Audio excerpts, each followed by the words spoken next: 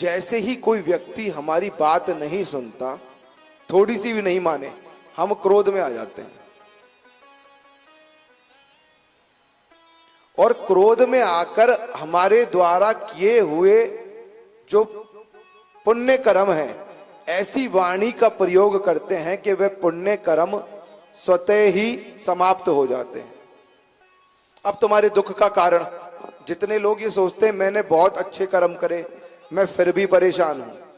आपने अच्छे कर्म करे ये पक्का है, बहुत किए, पर आपने अपनी वाणी के दोष से जो लोगों का तिरस्कार किया,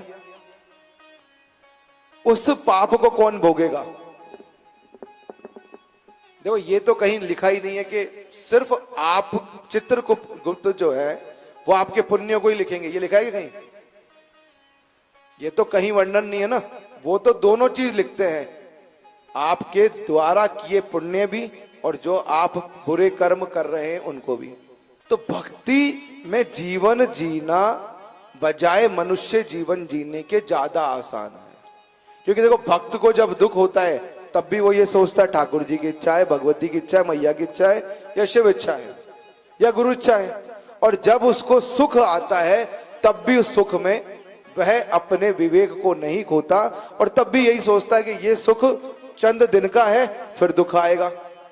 जिस प्रकार सूर्य अस्त होने के बाद रात्रि आती है और रात्रि समाप्त होने के बाद दोबारा सूर्य उदय होता है, उसी प्रकार हमारे जीवन में सुख और दुख दोनों चलते रहते हैं। पर मनुष्य को चाहिए सिर्फ सुख। अब सुख में और दुख में एक अंतर पता है क्या है? जब दुख आता है तो हमको पता लगता है हमारा कौन है और पराया कौन है, और सुख में सब कोई हमको हमारा ही दिखता है, चाहे वो कोई भी हो। हम क्या सोचेंगे? सब हमारे हैं, कोई हमारा नहीं है, सिर्फ भगवती की माया है।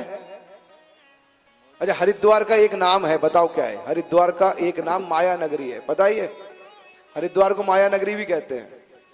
क्यों कहते हैं? क्योंकि माया भगवती का एक रूप है, और यही माया हम सबको मोहित करती है। जन्म लेने से लेकर मृत्यु शैया तक माया अपना प्रभाव रखती है, किसी को नहीं छोड़ती।